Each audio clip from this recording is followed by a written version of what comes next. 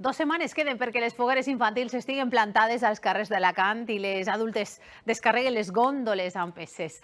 Visitem 2 tallers que l'any passat tocaren pòdium en secció especial. Mario Pérez i Paco Torres van ser bronze i enguany volen escalar posicions. Mario Pérez és conscient que la seua és la primera foguera amb què es topeta qualsevol persona que arriba en tren a Alacant. Per això els seus ninots donaran una benvinguda colorida per tercer any consecutiu a Diputació Renfe. I no faltaran les al·lusions directes a la ciutat.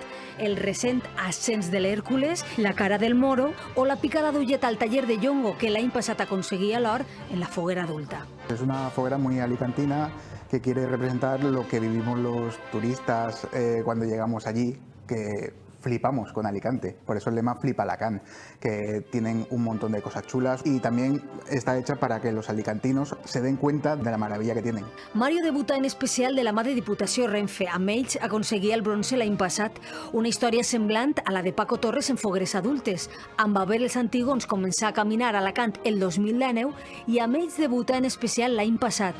El resultat fou un il·lusionant tercer premi per a comissió i artista que aspiren millorar encara més enguany amb esta foguera de 16 metres i remat de grans dimensions. La temàtica de la foguera d'enguany sorgeix un poc de la seva il·lusió per les fogueres, per nosaltres els artistes i per anar creixent i disfrutar de les plantades. En 2 setmanes les infantils ja lluiran plantades i les adultes aniran sumant metres en vertical.